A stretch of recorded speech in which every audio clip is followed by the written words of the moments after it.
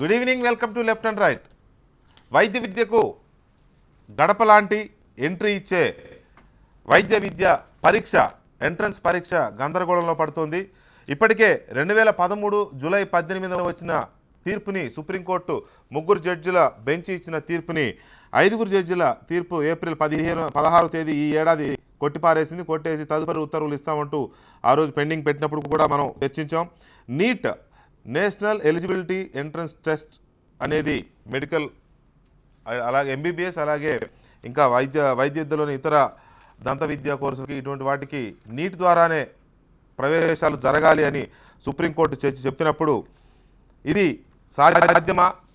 రాష్ట్రాలు ప్రత్యేకించి ఆంధ్రప్రదేశ్, తెలంగాణ, తమిళనాడు ఇలాంటి రాష్ట్రాల్లో స్థానిక భాష తెలుగు, తమిళం ఇలాంటి భాష రాసే అభ్యర్థులకి ఇబ్బందికరం అవుతుందనేది ఒక అంశం. అయితే సిబిఎస్ఈ సిలబస్ వేరు, రాష్ట్రాలు అమలు చేసే సిలబస్ వేరు కాబట్టి ఇక్కడ విద్యార్థులకు నష్టం జరుగుతుంది, ఇబ్బంది అవుతుందనే చర్చ జరిగింది ఆ రోజు.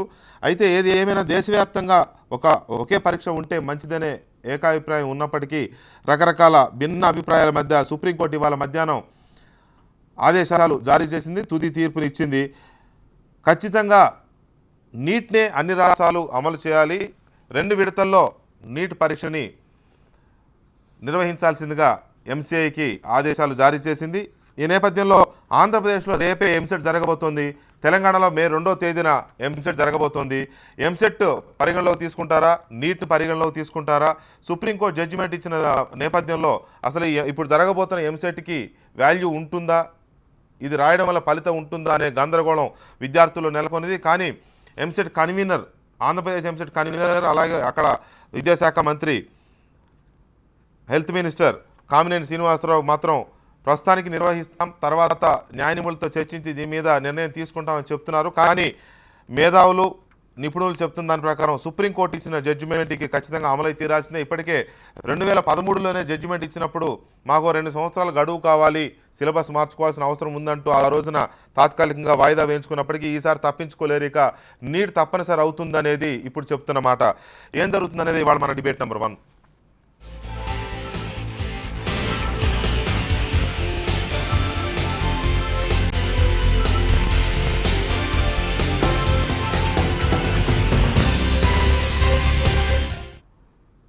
రైట్. ఈ డిబేట్లో మెడికల్ కౌన్సిల్ ఆఫ్ ఇండియా మాజీ సభ్యులు డాక్టర్ సిఎల్ వెంకట్రావు గారు, అలాగే మధుసూదన్ రెడ్డి గారు Telangana junior lecturers association convener, అలాగే డాక్టర్ నర్సింగ్ రెడ్డి గారు Telangana private hospitals nursing homes association convener. Nursing Reddy గారు ఢిల్లీ నుంచి మనకి ప్రత్యక్ష ప్రసారంలో అందుబాటులో ఉన్నారు. మరి కాసేపట్లో జూనియర్ కాలేజెస్ అసోసియేషన్ ప్రతినిధి రమణారెడ్డి గారు కూడా, అధ్యక్షులు రమణారెడ్డి గారు కూడా మనతో జాయిన్ అవుతారు. నిజానికి నీట్ కావాలనే వారు కొందరు, నీట్ వద్దు ఎంసెట్ఏ ముద్దు అనేవారు కొందరైతే ఇప్పుడు విద్యార్థుల పరిస్థితి మాత్రం గందరగోళంలో పడింది. ఖచ్చితంగా నీటే అమలు జరగాలి, మే 1వ తేదీనే నీట్ మొదటి విడత పరీక్ష జరగబోతున్నట్టుగా సుప్రీంకోర్టు ప్రకటించింది. 2వది జూలై నెలలో ఉంటుంది, ఆగస్టు 17న ఫలితాలు విడుదల చేయాలి, సెప్టెంబర్ 30 కల్లా నియామకాల ప్రక్రియ, అడ్మిషన్ల ప్రక్రియ పూర్తి చేయాలని సుప్రీంకోర్టు టైం టేబుల్ కూడా ప్రకటించిన నేపథ్యంలో రేపటి ఎంసెట్ పరిస్థితి ఏంటి, మే 2వ తేదీన తెలంగాణలో జరగబోయే ఎంసెట్ పరిస్థితి ఏంటి అనేది చాలా గందరగోళంగా ఉంది. మధుసూదన్ రెడ్డి గారు, ఏంటి పరిస్థితి, ఇంత గందరగోళం ఎందుకు జరుగుతుంది అసలు? ఇప్పుడు విద్యార్థులు రేపు ఎంసెట్ రాయబోయే వాళ్ళకు ఒక స్పష్టత కావాలి, ఆ గ్లమ్జీ మైండ్తో వాళ్ళు రేపు ఎగ్జామ్ రాయాల్సిన పరిస్థితి తలెత్తింది ఈ సాయంత్రం. అయితే ఖచ్చితంగా ఈరోజు రాష్ట్రంలో ఏదైతే ఆంధ్రప్రదేశ్ రాష్ట్రంలో రేపు ఎంసెట్ జరుగుతుందో అది ఖచ్చితంగా జరిపి తీరాలి. దానికి సంబంధించినటువంటి ఫలితాలు ఏమైనా subject to outcome of the supreme court clarifications.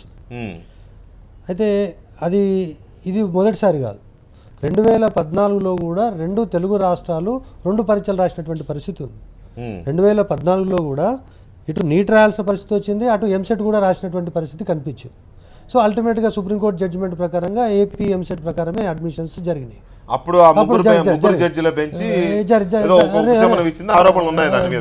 జరిపోయింది. అయితే దీనికి సంబంధించినటువంటి ఇష్యూ ఏంటంటే అంటే దీంట్లో ఉన్నటువంటి ప్రధానమైనటువంటి అంశం ఏంటంటే 2008లో సుప్రీంకోర్టుకు అమిత్ గుప్తా అనేటటువంటి ఒక వ్యక్తి ఫైల్ చేసినటువంటి, అంటే ఆయనకు కేంద్ర ప్రభుత్వానికి మధ్య జరిగినటువంటి వాద్యంలో దేశవ్యాప్తంగా దాదాపు 350 మెడికల్ కళాశాలల్లో అనేక రాష్ట్రాల్లో జూన్లో ఒకరు, జూలై ఒకరు, ఆగస్టులో ఒకరు, ఈ విధంగా రకరకాల పరీక్షలు, రకరకాల అడ్మిషన్స్ నిర్వహించడంతో ఒక తీవ్ర అసౌకర్యమైనటువంటి పరిస్థితి ఉంది. కామన్ పరీక్ష నిర్వహించాలని చెప్పి పోయినటువంటి నేపథ్యంలో సుప్రీంకోర్టు మెడికల్ కౌన్సిల్ ఆఫ్ ఇండియాను ఆదేశించినప్పుడు ఆదేశించినటువంటి నేపథ్యంలోనే మే 13, 2012 పరీక్ష నిర్వహించడానికి కూడా నిర్ణయం తీసుకున్నారు. దానికంటే ముందే 2010లో అక్టోబర్ 5న అన్ని రాష్ట్రాలకు సంబంధించి కేంద్ర ప్రభుత్వం ఒక వివరణాత్మకమైనటువంటి వివరణ కోరింది. మీ రాష్ట్రాల్లో ఎంసెట్ నిర్వహించడానికి కానీ లేదా కామన్ పూల్లో చేరడానికి మీకు ఎవరెవరికి అభ్యంతరాలు ఉన్నాయి, అభ్యంతరాలు ఉంటే ఏం అభ్యంతరాలు, ఇవన్నీ కూడా జరిగినాయి. ఇది జరుగుతున్నటువంటి క్రమంలోనే ఈ ప్రైవేట్ మెడికల్ కళాశాలలన్నీ కూడా కలిసి సుప్రీంకోర్టుకు పోవడం, సుప్రీంకోర్టు దానికి సంబంధించినటువంటి 2013లో పరీక్ష 2014లో ఉన్నప్పుడు 2013లో దానికి సంబంధించిన కేసు వేయడం, ఫైనల్గా జడ్జిమెంట్ అనేటటువంటిది ఇవ్వడం జరిగింది. జడ్జిమెంట్ సందర్భంగా వాళ్ళు చెప్పినటువంటిది ఏంటంటే మెడికల్ కౌన్సిల్ ఆఫ్ ఇండియా అనేటటువంటిది వైద్య విద్యను నియంత్రణ చేయాలి, వైద్య విద్యలో ఉన్న నాణ్యతా ప్రమాణాలు చూడాలి, కానీ వైద్య విద్యలో చేరేటటువంటి విద్యార్థులకు పరీక్ష నిర్వహించేటటువంటి అధికారం కానీ వైద్య విద్యలో చేరేటటువంటి విద్యార్థుల యొక్క శక్తి సామర్థ్యాలు పరీక్షించేటటువంటి శక్తి సామర్థ్యాలు దీనికి లేవని చెప్పడం జరిగింది. దాంతో ఆ యొక్క జడ్జిమెంట్ ధరమిలా అన్ని రాష్ట్రాలు ఉపశమనం పొందినాయి. ముఖ్యంగా బాగా పోరాడినటువంటి 2 తెలుగు రాష్ట్రాలు కానీ తమిళనాడు కానీ దీనికి ఉపశమనంతో ఈ సమస్య పరిష్కారం అయిందని అనుకున్నారు. కానీ అనుకోకుండా 2013లో ఇచ్చినటువంటి జడ్జిమెంట్ దాంట్లో ఉన్నటువంటి ఇద్దరు ఎవరైతే జడ్జిలు ఉన్నారో వాళ్ళందరూ కూడా మాకు ఇద్దరికి సంబంధం లేకుండా రేపు రిటైర్ అవుతుండగా ఆ యొక్క జడ్జి ఇచ్చినటువంటి నేపథ్యం లోపల మొన్ననే 11th ఏప్రిల్ 2016 నాడు ఆ యొక్క సుప్రీంకోర్టు 3 సభ్యుల యొక్క ధర్మాసనం ఇచ్చినటువంటి తీర్పును నిర్ద్వందంగా కొట్టివేయడమే కాకుండా ఆ యొక్క ఇద్దరు సభ్యులకు సంబంధం లేకుండా రేపు రిటైర్ అవుతుండగా ఏకపక్షంగా ఇచ్చినటువంటి ఈ జడ్జిమెంట్ను సుప్రీంకోర్టు తీవ్రంగా పరిగణిస్తూ ఉంది. సీమెంట్స్ కామెంట్ చేసింది. దీనిపైన కొన్ని విషయాలను మేము బయటకు చెప్పలేమని కూడా చెప్పడం జరిగింది. సో దాని యొక్క ప్రభావం కారణంగా మనం ఏమనుకున్నాం అంటే ఇది జడ్జిమెంట్ ఎప్పుడో వస్తుంది అనుకున్నాం. బట్ ఆల్ ఆఫ్ సడన్ ఈ రోజు ఇచ్చినటువంటి జడ్జిమెంట్ లోపల స్పష్టంగా మే 1 ఏదైతే పిఎంటీ ఉందో అది ఫస్ట్ ఫేజ్ ఆఫ్ ఎగ్జామినేషన్ కింద ట్రీట్ చేయాలని ఒకటి, రెండవది second phase of examination July 24th లోపల ఏర్పాట్లు చేయాలని చెప్పి 17th ఆగస్టుకు ఫలితాలు ఇచ్చి ఆగస్ట్ 31st లోపల సెప్టెంబర్ లోపల ఈ యొక్క అడ్మిషన్ల ప్రక్రియను పూర్తి చేయాలని అన్నారు. అయితే దీని యొక్క పరిణామాలు ముఖ్యంగా ఎక్కువగా ఉండేటటువంటిది 2 తెలుగు రాష్ట్రాలపైన. తమిళనాడుకు ఉన్నటువంటి సుప్రీంకోర్టు నో అన్నది తమిళనాడు రేజ్ చేసింది. ఈవెన్ ఆంధ్రప్రదేశ్ తరఫున పివి రావు గారు కూడా రేజ్ చేస్తే no I don't want to listen anything అని అన్నారు. అయితే ఇక్కడ ఇచ్చినటువంటి జడ్జిమెంట్లో 2 పరీక్షలు రాయడం అనేటటువంటి చాలా కష్టం ఒకటి, రెండవది ఆల్ ఆఫ్ సడన్ 2 నెలల్లో పరీక్ష రాయడం అనేటటువంటిది దీనికంటే దుర్మార్గం ఇంకోటి ఉండదు. కాబట్టి ఇప్పుడు మన విద్యార్థులు నీట్ కూడా రాయాలంటే మే 1న జరగబోయే నీట్ రాయాలా లేకపోతే మే 1న రాసే నీట్కి అవకాశమే లేదు, ఎందుకంటే ఆల్రెడీ హాల్ టికెట్స్ అన్ని క్లోజ్ అయిపోయినాయి. కాబట్టి సెకండ్ ఫేజ్ కు మాత్రమే వీళ్ళు ఎలిజిబుల్. బట్ సెకండ్ ఫేజ్ పరీక్ష రాయాలంటే పరీక్ష రాయడం అనేటటువంటిది కాదు కదా. స్టేట్ కు నేషనల్ కు చాలా డిఫరెన్స్ ఉంది. సిలబస్ లో మనం చేసిన ఒక చిన్న అడ్వాంటేజ్ పిల్లలకి ఏంటంటే సిబిఎస్ఈకి సంబంధించినటువంటి పుస్తకాలను యాజ్ ఇట్ ఈస్ గా తీసుకొని వచ్చి నీటి ధర్మిలో వాటన్నిటిని మార్చాం కాబట్టి సిలబస్ లో వ్యత్యాసం లేదు. కానీ ఈరోజు గ్రామీణ ప్రాంతంలో ఉన్నటువంటి విద్యార్థులు ఎవరైతే ఉన్నారో, తెలుగు మీడియం విద్యార్థులు ఎవరైతే ఉన్నారో ఇంకా శాశ్వతంగా ఎంసెట్ కు దూరమైనట్టే. ఎందుకంటే ఈరోజు కానీ అంటే ఇక్కడ ఒకటి మధుసూదన్ రెడ్డి గారు మళ్ళీ వస్తాను ఆ టాపిక్ లో. నిజానికి మీరు అన్నది లాంగ్వేజ్ సంబంధించి చాలా కీలకమైనటువంటి అది సుప్రీంకోర్టుని అనడానికి కానీ లేకపోతే నీట్ మేనేజ్మెంట్ అనడానికి కానీ విద్యార్థులను అనడానికి లేదు. ఏమన్నా ఇంతో చేతగాంతనం ఏమైనా ఉంటే ప్రభుత్వాలు అయి ఉండాలి, బహుశా లోకల్ ప్రభుత్వాలు. పిటిషన్ నీట్ తప్పనిసరి అయినప్పుడు మరి లాంగ్వేజ్ ఇది ఇవ్వచ్చు అని అడగొచ్చు. దాంట్లోకి మనం వెళదాం. ఇక్కడ వెంకటరావు గారు పరిస్థితి కొంచెం సీరియస్గానే ఉంది. ఎందుకంటే నీట్ ఇక తప్పదు అనేది సుప్రీంకోర్టు చాలా స్పష్టంగా తమిళనాడు, ఏపీ, తెలంగాణ ఈ 3 రాష్ట్రాల అభ్యంతరాలు చెప్తున్నప్పటికీ I don't want listen anything అని చెప్పి మరీ నీట్కి వెళ్ళమని చెప్పింది. ఈ పరిస్థితుల్లో రేపు ఎంసెట్ ఆంధ్రప్రదేశ్లో మే 2వ తేదీనేమో తెలంగాణలో జరగబోతా ఉంది. ఈ విద్యార్థులు ఒక గందరగోళం. తల్లిదండ్రులకు అయితే ఇక అసలు వాళ్ళకి పాపం చెమటలు పడుతున్నాయి మధ్యాహ్నం నుంచి. మీరేమైనా చెప్పగలరా ఏం జరగబోతుంది అనేది? ఒక క్లారిటీ చెప్పగలను. రేపు పరీక్ష జరుగుతుంది, దరఖాస్తు చేసుకున్న వాళ్ళందరూ పరీక్ష రాయండి. అలాగే మే 2వ తారీఖున తెలంగాణ ఎంసెట్ కూడా జరుగుతుంది. 2 పరీక్షలు జరుగుతాయి. దాని గురించి ఎటువంటి అనుమానాలు, సందేహాలు ఎవరికి వద్దు. ప్రభుత్వాలు ప్రకటన చేశాయి, ఎవరికైనా అనుమానం పెట్టుకోవద్దు. రేపు జరుగుతుంది పరీక్ష, ఆంధ్రప్రదేశ్ ఎంసెట్ మే 2న జరుగుతుంది. అందులో డౌట్ లేదు వెంకటరావు గారు. జరగబోయే పరీక్షలు జరుగుతాయి, జరిగిన తర్వాత పిల్లలు రాస్తారు ఎలాగో, ఎందుకంటే ముందే రాస్తారు. జరిగిన తర్వాత భవిష్యత్తు ఏంటి? జరిగిన తర్వాత నాకున్న అనుభవం, మాజీ మెడికల్ కౌన్సిల్ ఆఫ్ ఇండియా సభ్యుడిగా, ఆర్టికల్ 371 అనే అధికరణం, ఆంధ్రప్రదేశ్, తెలంగాణ రాష్ట్రము, అలాగే మనలాగానే జమ్మూ కాశ్మీర్ భారతదేశంలో 3 రాష్ట్రాలకి ప్రత్యేకంగా రాజ్యాంగం మినహాయింపు ఇచ్చింది. ఈ 3 రాష్ట్రాల్లో ఉండే 100% సీట్లు వాళ్ళే నింపుకుంటారు. ఇప్పుడు మిగతా రాష్ట్రాల నుంచి ప్రతి గవర్నమెంట్ కాలేజీ నుంచి కూడా 15% సీట్లను ఆల్ ఇండియా పూల్కి ఇవ్వటం, దాని నుంచి వచ్చిన సీట్లను all India pre medical test నిర్వహించడం జరుగుతుంది. కనుక మనకు ఇప్పటివరకు ఆల్ ఇండియా పూల్లో మనం 15% సీట్లు ఇవ్వలేదు. 371 అధికరణం ఉండటం వల్ల మనం రాష్ట్రము, తెలంగాణ రాష్ట్రము, జమ్మూ కాశ్మీర్ ప్రత్యేక ప్రతిపత్తి ఉన్నాయి. రేపు నీట్ పరీక్ష పెట్టినా కూడా నీట్ పరీక్షలో వచ్చే ర్యాంకులు మాత్రమే మనం తీసుకుంటాం, కానీ సెలక్షన్ కానీ మన రిజర్వేషన్ సిస్టమ్ కానీ మన లోకల్ నాన్ లోకల్ అవన్నీ కానీ మన క్రైటీరియా కానీ మొత్తం స్థానికంగా మనమే సీట్లను నింపుకుంటాం. జాతీయ స్థాయిలో మన యొక్క సీట్లను నింపడానికి ఎటువంటి అడ్డంకి ఉండదు. అదొక మ్యాటర్. అసలు మీరు నీట్ని వ్యతిరేకిస్తున్నారా, సమర్థిస్తున్నారా? నీట్ అవసరమా, ఎంసెట్టే బెటరా, నీట్ వద్దనుకుంటున్నారా? అంటే ఒక్కొక్క రాష్ట్రము, ఇప్పుడు మనం ఒక విషయం చెప్పాలి. ఆంధ్రప్రదేశ్లో 3 రకాల ఎంట్రన్స్లు అండి, తెలంగాణలో 2 రకం. ఏంటి అని అడగచ్చు. ఒకటి ఆంధ్రప్రదేశ్ గవర్నమెంట్ ఎంసెట్, అదైన తర్వాత మేనేజ్మెంట్స్ వారు నిర్వహించే ఒక పరీక్ష. మళ్ళీ ఆంధ్రప్రదేశ్లో ఇంకోటి ఉంది, గీతం అనే ఒక డీమ్డ్ యూనివర్సిటీ నిర్వహించే ఒక పరీక్ష. 4వ పరీక్ష మైనారిటీ కాలేజీలు నిర్వహించే ప్రవేశ పరీక్ష. ఆంధ్రప్రదేశ్లో 4 పరీక్షలు అవసరం ఉందా? గవర్నమెంట్ నిర్వహించే పరీక్షల ప్రాతిపదికగా, ఆ ర్యాంకుల ప్రాతిపదికగా మీరు ఎందుకు సీట్లను నింపరు? అలాగే తెలంగాణకు వస్తే Telangana government entrance, Telangana private dental medical college association entrance, 3వది మైనారిటీ కాలేజీల ఎంట్రన్స్. ఇన్ని ఎంట్రన్స్లు అంటే తెలుగు రాష్ట్రాల్లో రెండిట్లో కలిపి 7 ఎంట్రన్స్ పరీక్షలు, ఒక్కొక్క దాంట్లో ఫీజులు దండుకోవటం, ఒక్కొక్కసారి ప్రయాణం చేయటం, ఇవన్నీ చేయవలసిన అవసరం ఉందా? నేను అడిగే ప్రశ్న, గవర్నమెంట్ నిర్వహించే పరీక్ష పారదర్శకంగా, పకడ్బందీగా, అవినీతి రహితంగా నిర్వహిస్తున్నప్పుడు మీకు ప్రత్యేకంగా ఇంత క్లిష్టంగా ఉంది, ఈ 7 ఎవరికి దోచిన వాళ్ళు పరీక్షలు పెట్టుకుంటున్నారు అన్నప్పుడు మీరు ఎందుకు నీట్ని యాక్సెప్ట్ చేయట్లేదు? నీట్ని ఆమోదిస్తాం. ఓకే, నీట్ని ఆమోదించిన తర్వాత నీట్ ద్వారా నేషనల్ ఎలిజిబిలిటీ మాత్రం వస్తుంది. రైట్. మనం అడ్మిషన్ మన ప్రభుత్వాలే చేస్తాయి. ఎందుకంటే ఆ 371 అధికరణాన్ని అధిగమించి మన మెడికల్ కాలేజీ నుంచి 15% సీట్లను ఆల్ ఇండియా పూల్కి ఇచ్చే వరకు మనం జాతీయ స్థాయిలో మన పిల్లలు సీట్లు పొందడానికి అర్హత లేదు. రైట్. అడ్వకేట్ జంధ్యాల రవిశంకర్ గారు టెలిఫోన్ లైన్లో ఉన్నారు. రవి గారు నమస్తే. నమస్కారం అండి. ఇప్పుడు సుప్రీంకోర్టు జడ్జిమెంట్ ఇచ్చింది, నీట్ ద్వారానే జరగాలి ఈ మెడికల్ ఎంట్రన్స్ టెస్ట్ అనేది, ఎంసెట్లు ఇవేం కుదరవిక, అన్ని రాష్ట్రాల్లో దీన్నే నిర్వహించాలి. వాళ్ళ ఈవినింగ్ జడ్జిమెంట్ వచ్చింది. ఇక్కడ తెలంగాణ తరపున వాదించిన లాయరు, ఆంధ్రప్రదేశ్ తరపున వాదించిన లాయర్లు లోపలేవి వాదించలేదు, కానీ బయటకు వచ్చిన తర్వాత మాత్రం మనకి 371D ఆర్టికల్ ఉంది కాబట్టి మనకి కాశ్మీర్కి వర్తించదు, ఇది తర్వాత మళ్ళీ మేము కోర్టుకు వెళ్తామని చెప్పి వాళ్ళు చెప్తున్నారు. ఇప్పుడు డాక్టర్ వెంకట్రావు గారు కూడా అదే చెప్తున్నారు, ఆర్టికల్ 371D మనకు ఉంది కాబట్టి మనం తర్వాత మళ్ళీ వెళ్ళొచ్చు, మనకేమీ నష్టం లేదు, మనం ఎంసెట్ ద్వారానే చేసుకోవచ్చు అని. ఆర్టికల్ 371D అనేది ఉమ్మడి రాష్ట్రానికి వర్తిస్తుంది, కానీ విడిపోయిన తర్వాత దీని ఇటువంటి ఎంట్రన్స్ వచ్చుకు వర్తిస్తుందా అనేది ఇట్స్ అ బిగ్ డౌట్.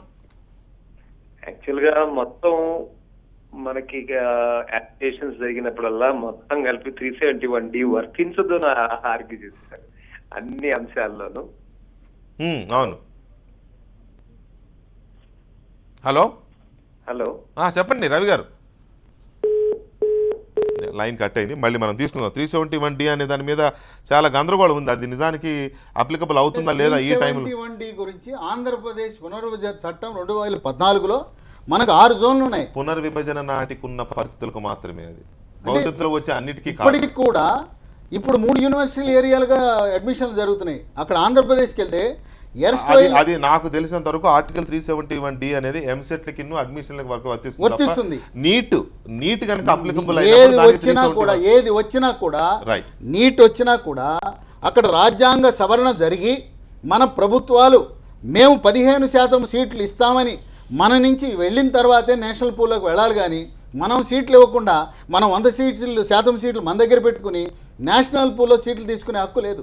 ప్రతి మెడికల్ నరసింహారెడ్డి గారు నీట్ ద్వారా జరగాల్సిందే అని సుప్రీంకోర్టు తెగేసి చెప్పింది.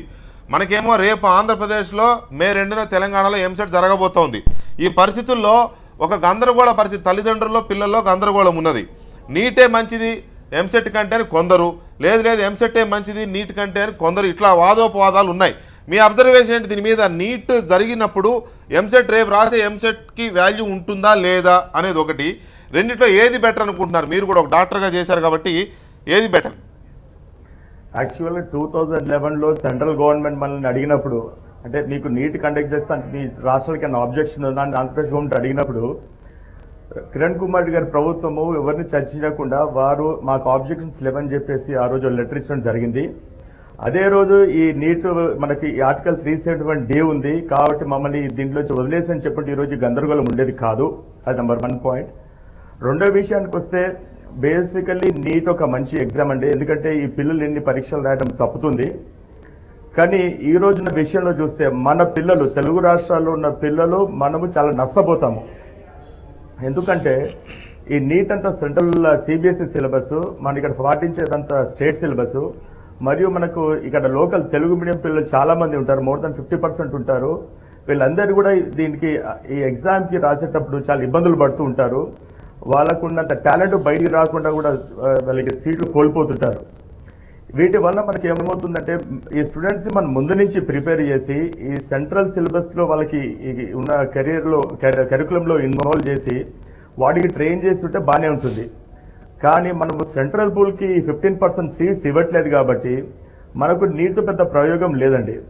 ఇంతకుముందు మన సిఎల్ వెంకటరావు గారు చెప్పినట్టు ఆల్ ఇండియా పూల్లో రాస్తే వాళ్ళు ఎంట్రన్స్ రాసినప్పుడు వాళ్ళు మనకి ర్యాంక్స్ ఇస్తారు.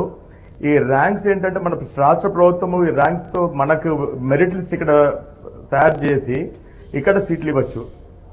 కానీ ఒక రకంగా మాత్రం నీటు ఫ్యూచర్ అంటే వచ్చే నెక్స్ట్ ఇయర్ నుంచి అమలు పరిస్తే పిల్లలకి డెఫినెట్ గా బెనిఫిట్ అవుతుంది. ఎన్నాళ్ళు కోరుతారండి? ఎన్నాళ్ళు ఇట్లా నెక్స్ట్ ఇయర్ ఇప్పుడు 2013లో అడిగినప్పుడు ఇదే మాట చెప్పారు, ఒక 2 ఏళ్ళు మాకు గడువు ఇవ్వండి, ఇంటర్మీడియట్ ఈ ఫస్ట్ ఇయర్ సెకండ్ ఇయర్కి మేము మార్చుకుంటాం, సిబిఎస్ఈ అమలు చేశారు, అప్పుడు రిలాక్సేషన్ అడిగారు. ఇప్పుడు మళ్ళీ 1 సంవత్సరం మీరు అన్నారు, ఇంకా చాలా మంది అంటున్నారు ఇంకో సంవత్సరం అని. అది మంచిదైనప్పుడు ఎన్నాళ్ళు వాయిదాలు కోరుకుంటూ వెళ్తారు? ఇది లాస్ట్ టైం ఒక ఆపర్చునిటీ ఇచ్చి నెక్స్ట్ ఇయర్ నుంచి వీళ్ళు గైడ్ లైన్స్ తో ఇచ్చి కండక్ట్ చేస్తే బాగుంటుంది అందరి అభిప్రాయం.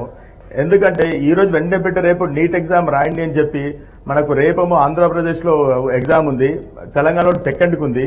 పిల్లలంతా గందరగోళమే, మెంటల్గా బాగా డిస్టర్బ్ అవుతారు.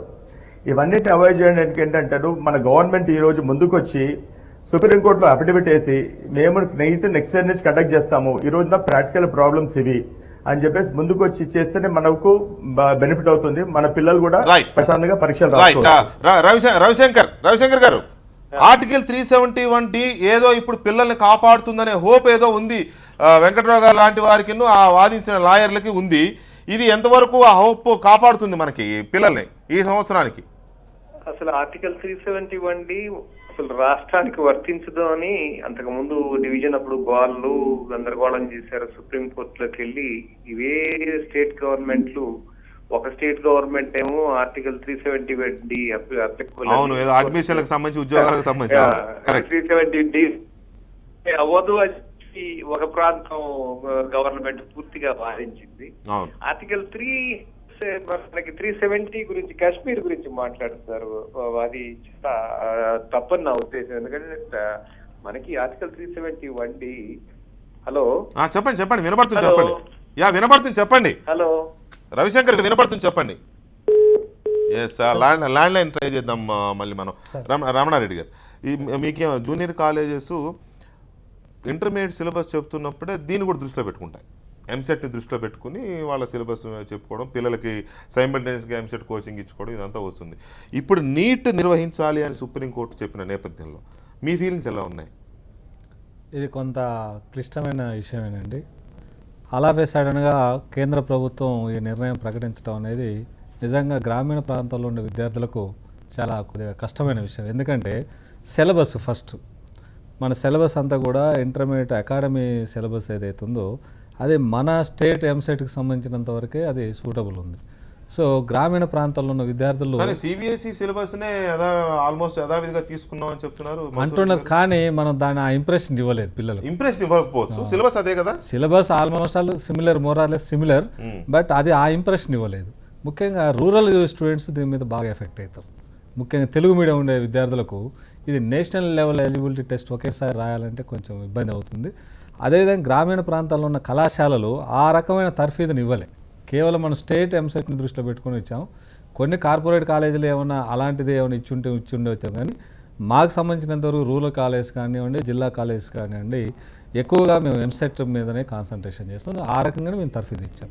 సో ఈ నీట్ అనేది ఇప్పుడు ఆల్ ఆఫ్ ఏ సడన్గా ఇది ఒక షాక్. వాళ్ళకు పేరెంట్స్ కూడా కొద్దిగా గందరగోళంలో పడే పరిస్థితుంది. స్టూడెంట్స్ ఇంకా ఒత్తిడికి లోనవుతారు. నెంబర్ ఆఫ్ ఎంట్రన్స్లు, నెంబర్ ఆఫ్ డిఫరెంట్ ఎంట్రన్స్లు. నీట్ ఒక సిలబస్ ఉంటుంది, ఎంసెట్ ఒకటి ఉంటుంది, ఏపీది ఒకటి ఉంటుంది, తెలంగాణది ఒకటి ఉంటుంది. సో ఇట్లా డిఫరెంట్ కైండ్ ఆఫ్ ఎంట్రన్స్లు రాయటం అనేది నిజంగా స్టూడెంట్కి పని భారం ఎక్కువ. నీట్ వస్తే అవన్నీ ఉండవు కదా.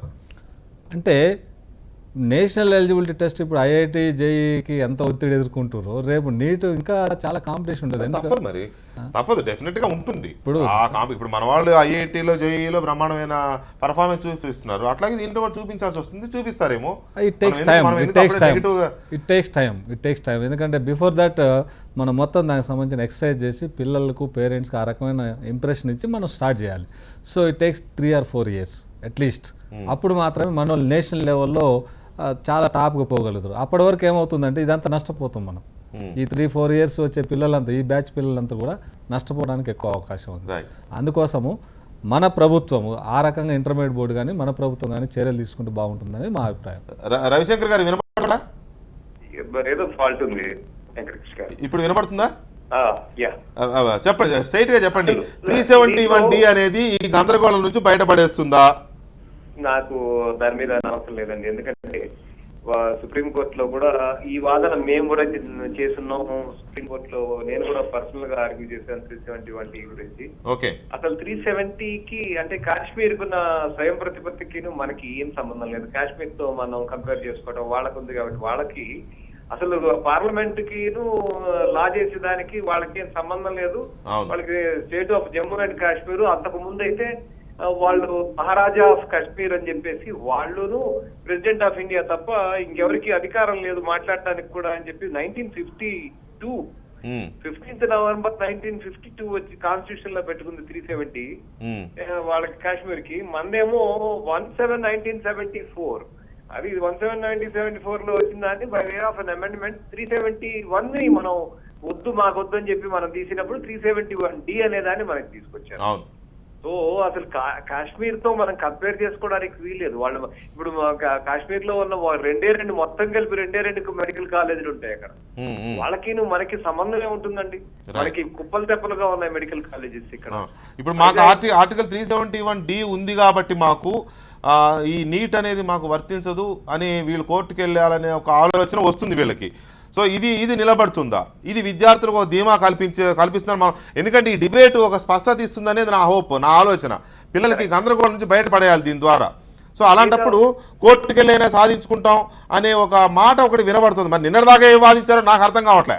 ఇప్పటి వరకు ఏం వాదించారో ఇప్పటి వరకే వాదించవచ్చు కదా. మాకు ఆర్టికల్ 371 ఉంది, నీట్ మాకు కుదరదని చెప్పొచ్చు కదా ఈ అడ్వకేట్ 2 ప్రభుత్వాల తరఫున. అది చెప్పకుండా ఇప్పుడు బయటకు వచ్చి చెప్పడం ద్వారా ఒక గందరగోళాన్ని క్రియేట్ చేస్తున్నట్టుగా కనపడతా ఉంది. మీరు స్పష్టంగా వీళ్ళు మళ్ళీ 371D పెట్టుకుని మళ్ళీ కోర్టుకు వెళ్తే ఈ కేసుని ఒక రిలాక్సేషన్ ఇస్తారు మనకని ఏమైనా హోప్ ఉందా? అలాంటి ఛాన్స్ ఉంటుందా? కోర్టు ఇస్తుందా? మనం చాలా ఎలాబొరేట్ గా డిస్కస్ చేశారు వెంకటకృష్ణ గారు ఈ సమస్యని పర్టికులర్ గా. దీని మీద దాదాపు 1 hour లాస్ట్ టైం నగల అందరం కలిసి మాట్లాడేవారు. జడ్జి గారు కూడా ఒకరు రావడం కూడా జరిగింది. దీంట్లో అసలు 371D Andhra Pradesh state as a whole అన్నాడు ఆర్టికల్ 371D లో. ఇవాళ there is no Andhra Pradesh state as a whole. Where is Andhra Pradesh now? Residuary state కి వాళ్ళ ఉన్నదానికి తెలంగాణ స్టేట్ కి స్టేట్ ఫామ్ అయిపోయిన తర్వాత ఆ స్టేట్ కు అప్లై, తెలంగాణ స్టేట్ అప్లై కాదు 371D ఆర్గ్యూ చేసి సుప్రీంకోర్టులో. మేము అప్పుడు కలిసినప్పుడు సుప్రీంకోర్టులో ఇంకా పూర్తిగా అయిపోక ముందు వర్తిస్తుందని చెప్పి ఆర్గ్యూ చేసిన దానికి కాశ్మీర్ కి మనకి కంపేర్ చేయడం కరెక్ట్ కాదు. నా ఉద్దేశ ప్రకారం ఏంటంటే అసలు నీట్ అనేది మన పిల్లలు ఎట్లా చెప్తున్నారంటే మన పిల్లలు అసలు ఇన్సఫిషియంట్ వాళ్ళ నాలెడ్జ్ మనం చెప్పేదని కాదు. వీళ్ళు కళ్ళకు గంటలు కట్టి గుర్రాల్లాగా వాళ్ళ పిల్లల్ని ఒకే పందాల్లో చదివించి ఇక్కడ ఉన్న మనకున్న బోర్డు కాలేజీలో ఇక్కడే సీట్లు తెచ్చుకోవాలి, ఇక్కడే ఎంసెట్లు రావాలి, ఇక్కడే మనకి సీట్లు వచ్చేసేయాలని అనే పద్ధతిలో చూపిస్తున్నారే తప్ప నేషనల్ పూల్లోకి వెళ్తే మనకి ఎన్నో బెనిఫిట్స్ ఉంటాయి. మనకి మిగతా స్టేట్ లో అన్ని చోట్ల 15% ఇది మనకి షేర్ ఉంటుంది మన స్టూడెంట్స్ కి. పెద్ద పెద్ద ఇన్స్టిట్యూషన్స్ మనకి బ్రహ్మాండమైన ఇన్స్టిట్యూషన్స్ లో బెనారస్ యూనివర్సిటీలో కానీ, ఢిల్లీలో మౌలానా అబ్దుల్ కలాం వీటన్నిటిలో కూడా మన వాళ్ళందరికీ సీట్లు వస్తాయి. మంచి మెడికల్ కాలేజెస్, మెడికల్ స్టూడెంట్స్ కి అసలు పూర్తి బెనిఫిట్ అవుతుంది. మనకి ఇంకా చాలా మన స్టూడెంట్స్ చాలా కాంపిటెంట్. మన వాళ్ళు ఐఐటీలను ఐఐఎంలు కూడా బ్రహ్మాండంగా టాపర్స్ గా ఉన్నప్పుడు వీటన్నిటికీ పూర్తి అది ఓకే. మనకి ఇప్పటికే ఐఐటీలో, జేఈలో మన వాళ్ళు బ్రహ్మాండమైన పర్ఫార్మెన్స్ చూపిస్తున్నారు. ఎప్పుడు ఫస్ట్ ర్యాంక్స్ మనకే వస్తున్నాయి, అందులో డౌట్ లేదు.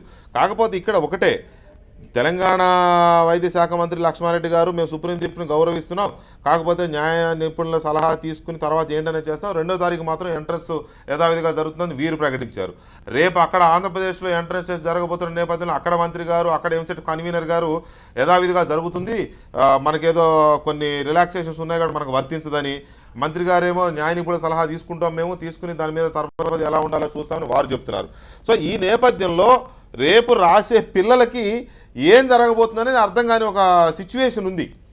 వీళ్ళు న్యాయ నిపుణులను సంప్రదిస్తామంటే పిల్లలు మళ్ళీ నీట్ రాయాల్సి ఉంటుందా, ఈ ఎంసెట్టే సరిపోతుందా, ఏమీ అర్థం కావట్లేదు. అది సిచ్యువేషన్. నీట్ అనేది సుప్రీంకోర్టు, మనం ఇందాక మాట్లాడుతూ మధ్యలో ఆగాము. సుప్రీంకోర్టు ధర్మాసనం, 3 కూర్చున్న ధర్మాసనాన్ని వెంటనే పిలిచి వితిన్ 10 days 15 days లో టోటల్ గా దేశానంతటికి వర్తిస్తుందని చెప్పి వాళ్ళ రూలింగ్ ఇచ్చిన సుప్రీంకోర్టు రివ్యూ పిటిషన్ గానీ, క్యూరేటివ్ పిటిషన్స్ గానీ వేటిని ఆమోదించదు. ఖచ్చితంగా వాళ్ళు ఆ దృక్పథంలో ఉన్నారు. వాళ్ళు ఖచ్చితంగా నీట్ అనేది ఓవరాల్ గా దేశం మొత్తం ఒకే పూల్లోకి రావాలి, ఒక్కొక్క గొడుగు కింద రావాలి, పిల్లలందరికీ ఒకటే రకమైన సమన్యాయం జరగాలి, మెరిట్ అనేది బయట రావాలని భావిస్తూ ఒక జడ్జిమెంట్ ని తమంతట తాముగా 2 జడ్జిలు రిటైర్ అయిపోయినా కూడా తమంతట తాముగా మిగిలిపోయిన ఒక్క జడ్జి వెనక్కి పిలిచి దాన్ని వారు మొత్తం రివ్యూ చేసి సెటిలైట్ చేసుకుని కొత్త జడ్జిమెంట్ రాసిన తర్వాత ఇవాళ వాళ్ళు ఏ విధంగానూ వినరు ఈ కేసుని. వాళ్ళకి రివ్యూ పిటిషన్స్ వేసినా కూడా నా ఉద్దేశం రవిశంకర్ గారు ఒక్క నిమిషం లైన్లో, మధుసూదన్ రెడ్డి గారు, ఈ 371D ఆర్టికల్ మన ఏదో కాపాడుతుందనే ఒక హోపు తీర్పు వచ్చిన తర్వాత లాయర్లు బయటకు వచ్చి చెప్పారంట. సరే, వెంకటరావు గారు హోప్ కూడా అలాగే ఉంది, ఇంకొంతమంది మాట్లాడుతున్నారు. మీకు కూడా అలాంటి హోప్ ఉందా? 100% 371D అనేటటువంటిది రాష్ట్ర విభజన ముందైనా లేదా తర్వాత అయినా కూడా ఇప్పటికి కూడా జోన్స్ కానీ, జోన్ ఆఫ్ కన్సిడరేషన్ కానీ అవుతున్నాయి. 370 గురించి ఎందుకు స్పెసిఫిక్గా చెప్తున్నాం అంటే, దేశవ్యాప్తంగా 1983లో ఎంసెట్ పెట్టినటువంటి సందర్భంగా ఎన్టీ రామారావు గారు ప్రీ మెడికల్ టెస్ట్లో చేరాలని అనుకున్నారు. ప్రీ మెడికల్ టెస్ట్లో చేరాలనుకుంటే ప్రీ మెడికల్ టెస్ట్లో మనం చేరడానికి లేదు, ఇగో రాజ్యాంగంలో ఉండేటువంటి ప్రొవిజన్స్ పర్మిట్ చేయవని చెప్తే అప్పుడు ఎంసెట్ ఇంట్రడ్యూస్డ్ ఇన్ 1983. సో ఇప్పుడు 371D ఎందుకు మాకు వర్తిస్తుందని వెంకట్రావు గారు చెప్పినట్టుగా 15% సీట్లు నేషనల్ పూల్లో ఇవ్వాలి. ఇచ్చి ఆ 15% లోపల మనకు 25% వస్తాయి, దాంట్లో డౌట్ ఏం లేదు, మనకు ఖచ్చితంగా లాభం జరుగుతుంది ఒకవేళ నేషనల్ పూల్లో చేరితే. కానీ 371D ప్రకారంగా 15% సీట్లు మనం బయట రాష్ట్రాలకు ఇచ్చడానికి అవకాశం లేదు ఇప్పుడున్న పరిస్థితుల్లో. కాబట్టి అదొక ఇష్యూ. రెండో ఇష్యూ ఏంటంటే, అల్టిమేట్గా ఈరోజు ప్రీ మెడికల్ టెస్ట్ ఒకవేళ కండక్ట్ చేసినా మన సీట్లు మనకు ఉంటాయి అనేటటువంటిది ఏదైతే ఉందో అది 100%. కానీ ప్రీ మెడికల్ టెస్ట్ రాయడమే ఒక ఇబ్బందికరమైనటువంటి పరిస్థితి. ఎందుకంటే ఈరోజు ఆల్ ఇండియా లెవెల్లో కామన్ సిలబస్ లేదు, కామన్ ఏ రాష్ట్రంలో ఏ సిలబస్ ఉందో ఎవరికి అర్థం కానటువంటి పరిస్థితి. దాంతో పాటుగా ఆంధ్రప్రదేశ్లో ఈరోజు 6th క్లాస్లో 7th క్లాస్లోనే ఎంసెట్ స్టార్ట్ అవుతుంది. ఈరోజు 2 monthsలో ఎంసెట్ రాయమంటే రాసే పరిస్థితి లేదు. అయితే మేము దానికి సంబంధించినంత వరకు నీట్ వచ్చినటువంటి దాని వల్ల 2014లో సిలబస్ అంతా కూడా రివైజ్ చేసాం. కానీ సిలబస్ రివైజ్ చేసినా ఒక ఇంటర్మీడియట్ టెక్స్ట్ బుక్స్ తోటి ఎంసెట్ రాయడం అనేటటువంటిది భ్రమతో కూడుకున్న విద్య, దానికి ఇంపాసిబుల్ అది. కానీ దానికి సంబంధించిన ఆల్టర్నేటివ్ ఏదైతే, ఫర్ ఎగ్జాంపుల్ ఇంగ్లీష్ మీడియం అనుకోండి, నేషనల్ లెవెల్లో రకరకాల పుస్తకాలు ఉన్నాయి, కానీ వాటన్నిటిని తెలుగులో తర్జుమా చేసి దాదాపు 1,60,000 మంది ఎంసెట్ రాస్తే 60% మంది స్టూడెంట్స్ తెలుగు మీడియం స్టూడెంట్స్ ఉన్నారు. సో ఇటువంటి పరిస్థితి ఉంది. 25% ఇంటర్మీడియట్ మొదటి రాష్ట్ర విభజన జరిగిన తర్వాత మొదటి ఎంసెట్ కూడా ఇట్లాగే గొడవలేని 2 రాష్ట్రాల మధ్య, అప్పుడు నీటి ప్రస్తావన లేకపోయినా 2 రాష్ట్రాల మధ్య కలిసి పెట్టాలని, విడివిడిగా పెట్టాలని, అప్పుడు కూడా 371D ప్రస్తావన వచ్చింది. 371D వచ్చింది కాబట్టి ఎంసెట్ మేమే నిర్వహిస్తాం నా ఆంధ్రప్రదేశ్ కాదు, మేమే నిర్వహిస్తాం అని తెలంగాణ. మొత్తానికైతే ఒకరే నిర్వహించాలనే గొడవ అప్పుడు జరిగింది. సరే, చివరికి ఏదో జరిగిపోయింది. ఈసారి ఎవరిది వాళ్ళు నిర్వహించుకుంటారు అంటే అది ఇక అయిపోయినట్టే కదా, ఆ ప్రస్తావన అయిపోయింది, ఎవరి పని వాళ్ళు చేసుకుంటారు. ఇప్పుడు నీట్ అనేది వచ్చిన తర్వాత 371D అని కోర్టుకు వెళ్తే కోర్టు ఎలా యాక్సెప్ట్ చేస్తుందని అనుకుంటున్నారు? అంటే నీటుకు సంబంధించి ఖచ్చితంగా మనకు 371D ఆర్టికల్ ఒకటి ఉంది. రెండవది ఏంటంటే ఆల్ ఆఫ్ సడన్ ఈ యొక్క నిర్ణయం తీసుకోవడము, 25% ఇంటర్మీడియట్ మార్కులకు ఎంసెట్లో వెయిటేజ్ ఉండడం, ఇటువంటి అన్ని అంశాలు కిరణ్ కుమార్ రెడ్డి గారు కూడా ఈ అంశాలన్నింటినీ కూడా గులాం నబీ ఆజాద్ దగ్గర ప్రస్తావించిన తర్వాతనే దానిపైన ఒక క్లారిటీ వచ్చింది. సో కాబట్టి దానికి సంబంధించి ఆల్ ఆఫ్ సడన్ ఎలా నాకు అర్థం కాదు. అదే ఇప్పుడు మీరు అలాగే అంటున్నారు, నరసింహారెడ్డి గారు అలాగే అంటున్నారు. ఆల్ ఆఫ్ సడన్ ఎలా అంటారు? 2013లో జడ్జిమెంట్ ఇస్తే దాన్ని ఎవరో మేనేజ్ చేశారు, వాళ్ళకు అనుకూలంగా తెచ్చుకున్నారని ఇంకో జడ్జి స్వయంగా మనమే చర్చించాం కదా. ఇంకో జడ్జి మాట్లాడిన తర్వాత ప్రైవేట్ ఇన్స్టిట్యూషన్స్ కొంతమంది కావాలని ఇలా చేస్తున్నారు, ఇలా చేస్తూ ఒక్క మంత్రి కామినేని శ్రీనివాస్ గారు ఉన్నారు, ఆంధ్రప్రదేశ్ వైద్య ఆరోగ్య శాఖ మంత్రి శ్రీనివాస్ గారు. మంత్రి గారు నమస్తే అండి. నమస్కారం. శ్రీనివాస్ గారు, ఇది కొంచెం గందరగోళమైన జడ్జిమెంట్లో గందరగోళం లేదు, మనకి సంబంధించినంత వరకు ఎలా ఇంప్లిమెంట్ చేయాలి, మన పిల్లల్ని ఎలా కాపాడుకోవాలనేదే గందరగోళం. ఇప్పుడు మన పిల్లలకి కన్ఫ్యూజన్ లేకోకుండా మనం యాజ్ ఇట్ ఈస్ గా మనం మన ఎగ్జామ్ కి వెళ్తున్నారు. అడ్వకేట్ ఆన్ రికార్డు, అలాగే ప్రభాకర్ రావు మన అడ్వకేట్ జనరల్, అలాగే మన లా సెక్రటరీ అందరితో మాట్లాడా. తర్వాత ముఖ్యమంత్రి గారితోనూ వాళ్ళతో మాట్లాడి, ఒకటి పిల్లలకి కన్ఫ్యూజన్ ఉండకూడదు, రెండు ఈ ఎగ్జామ్ ఒక్క మెడికల్ కే కాదు, దీంతో పాటు డెంటల్, అలాగే అగ్రికల్చర్, వెటర్నరీ సైన్స్ అన్నిటికీ కలిపే ఎంసెట్ మనకి. అందుకని అది మనం విడదీయలేము దాన్ని ఇప్పుడు ఎంసెట్ ని. అందుకని అన్ని కలిపి ఉన్నాయి కాబట్టి ఒకటి, రెండు, మూడు అక్కడ అబ్జెక్షన్స్ ఉంటే will consider them at a later stage అన్నారు. 371D అనేది పెద్ద ఇష్యూ అవదు మనకి. ఆ ఆర్టికల్ ప్రకారం మనకు వచ్చిన నీటిలో వచ్చిన మన రిజల్ట్స్ మనం చూసుకుని దాని ప్రకారం చేసుకోవచ్చు. కానీ బిగ్గెస్ట్ ప్రాబ్లం ఆ సిలబస్ మన పిల్లలు ఎవరికి అలవాటు లేదు. అది ఇంకా మొదలు పెట్టలా మనం సిబిఎస్ఈ. ఆ సిలబస్ లేకుండా అందులో ఎగ్జామ్ రాస్తే మనకి చాలా నష్టం జరుగుతుంది మన పిల్లలకి. మన మామూలుగా ఆల్ ఓవర్ ది కంట్రీ అన్నిట్లో ఏ ఎగ్జామ్ పెట్టినా మన వాళ్ళు మెరిట్ లో ఉంటున్నారు. ఈ సిస్టమ్ లోకి వస్తే ఇబ్బంది వస్తుంది. అందుకని డెఫినెట్ గా what ever it is will have appeal చేయాలా, ఏం చేయాలి, ఎట్లా మన పిల్లలకి అల్టిమేట్ గా మన పిల్లలకి అన్యాయం జరగకుండా చూసుకోవాల్సిన బాధ్యత ప్రభుత్వం మీద ఉంది. అందుకని తప్పకుండా వీఆర్ గోయింగ్ హెడ్ విత్. రేపు ఎంట్రన్స్ డేట్ ఉంది, రేపు ఎంట్రన్స్ పెడుతున్నారు. కన్వీనర్ గారు చెప్పారు, మీరు కూడా ఇందాక ఈవినింగ్ మా ఛానల్కి ఫోన్లో వచ్చినప్పుడు మీరు కూడా చెప్పారు, అందులో సందేహాలు మీరు రేపు ఎగ్జామ్ పెట్టేస్తున్నారు. రైట్, బాగుంది.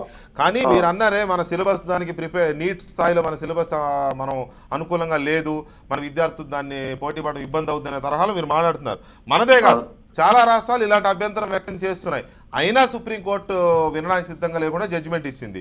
ఇప్పుడు పిల్లలు రేపు ఎంసెట్ రాసి మన దగ్గర మళ్ళీ నీట్ కూడా రాయాల్సి వస్తుందా అనే ఒక ధర్మ సందేహం వస్తా ఉంది. ఫైనల్ అవుట్కమ్ అదే మనం డెఫినెట్ గా దీనికి అప్పీల్ వెళ్తామండి. డెఫినెట్ గా అది లీగల్ కోర్స్ ఏంటో చూస్తాం. ఫైనల్ గా end of the day final outcome ఏదైతే అది చేస్తాం, తప్పదు కదా. సుప్రీంకోర్టు అన్న తర్వాత లా ఆఫ్ ల్యాండ్ మనం will abide with law of land. And మనం అప్పీల్కే ఇప్పుడు ఎందుకంటే 5 members జడ్జిమెంట్ లో అట్లా వచ్చింది. జియో ఇచ్చిన దాని మీద జడ్జిమెంట్ ఇచ్చారు. దాని మీద డెఫినెట్ గా ఏం చేయాలనేది లీగల్ ఎక్స్పర్ట్స్ తో మాట్లాడి చేయాలి. బట్ మన పిల్లలకు కన్ఫ్యూజన్ లేకుండా, ఒకవేళ రేపు నిజమే ఆంధ్రప్రదేశ్ కి ఈ సిలబస్ లేదు, అది తెలంగాణ వీళ్ళందరికీ లేదు కాబట్టి మేము తీసామంటే మన ఎగ్జామ్ రాయకుండా ఉంటే కష్టం కదా. ఏం కాన్సన్ట్రేషన్ తో వెళ్ళమన్నాం. అవును, ఎగ్జామ్ రాయాలండి. ఎగ్జామ్ ఆపితే ఎలాగా? మీరు ఆల్రెడీ అంతా అన్ని ఏర్పాటు చేసేసారు కదా. కాకినాడ రీచ్ అవ్వబోతున్నాం ఇప్పుడు ఎగ్జామ్ కి, ఎంసెట్ కీ కోసం అక్కడికి వెళ్తున్నాం రిలీజ్ చేయడానికి. ఓకే, థ్యాంక్ యూ మంత్రి గారు, thank you very much. Okay, thank you very much. So Venkatarao గారు, మంత్రి గారు రేపు రవిశంకర్ గారు థ్యాంక్ యూ వెరీ మచ్ మీరు లైన్లోకి వచ్చినందుకు. నమస్కారం. ఇక్కడ మంత్రి గారు రేపటి వరకు గందరగోళం లేదు, రేపు ఎగ్జామ్ నడుస్తుంది, పిల్లలు రాస్తారు. మీరు ఏదైతే చెప్పారో రాయనని మీరు అన్నారు, రాస్తారని వాళ్ళని. అంతవరకు నాకు కూడా ఏం కన్ఫ్యూజన్ లేదు, ఎవరికి కన్ఫ్యూజన్ లేదు. మళ్ళీ నీట్ రాయాల్సి వస్తే పరిస్థితి అనే దగ్గర ఆయన కూడా కాస్త అంటే కొంచెం ఇబ్బంది పడే పరిస్థితి. అవును, రాయాల్సి వస్తే ఏంటి అని అప్పీల్కి వెళ్తా ఉంటున్నారు. అప్పీల్కి వెళ్తే మాత్రం కోర్టు ఏం చేస్తుందో తెలియదు. సో ఇది ఈ గందరగోళాన్ని మనం ఏమన్నా పిల్లల తల్లిదండ్రులకి ఏమన్నా ఒక మెసేజ్ చెప్పగలమా? అవసరమైతే రేపు రాసిన తర్వాత నీట్ కూడా రెడీ అవ్వండి అని చెప్పాల్సిన పరిస్థితి ఉందేమో నాకు అనిపిస్తుంది.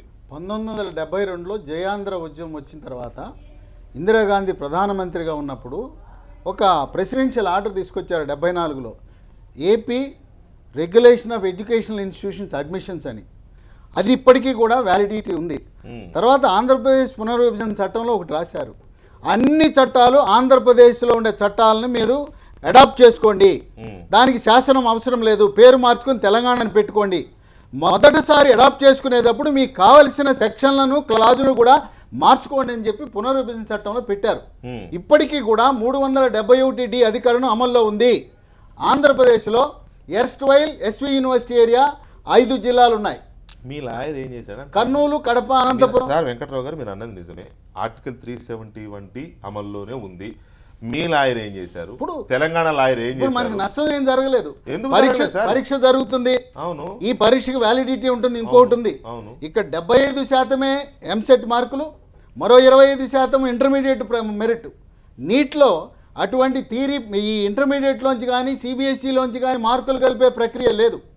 తర్వాత ఒక్కొక్క రాష్ట్రానికి ఒక రిజర్వేషన్ ప్రాతిపదిక ఉంది. మనకి 25, తర్వాత 49% రిజర్వేషన్లు ఉన్నాయి. కొన్ని రాష్ట్రాల్లో మైనారిటీ రిజర్వేషన్లు ఉన్నాయి, కొన్ని చోట్ల లేవు. కనుక ఆ రాష్ట్రాల యొక్క రిజర్వేషన్ల ప్రాతిపదిక మీద ఇది కేవలం ఒక ఎగ్జాంపుల్ ఇవ్వాలంటే, ఇంతకుముందు JNTU హైదరాబాద్ ర్యాంక్ కార్డు ఇచ్చేది.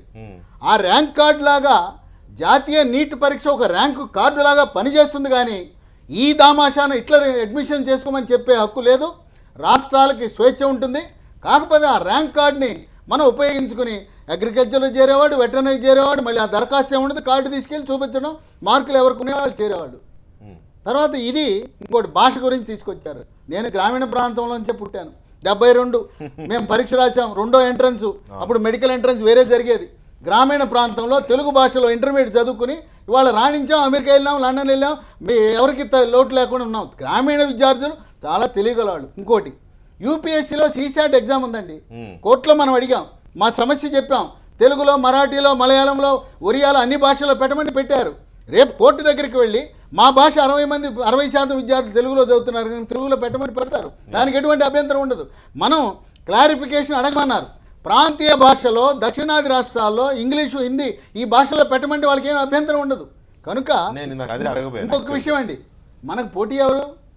మనం ఇక్కడ అందరూ ఇంటర్మీడియట్ చదువుకున్న విద్యార్థులే రాసేది. ఇక్కడ ఎవరు సిబిఎస్ఈ వాళ్ళు లేరు, వీళ్ళే పోటీ.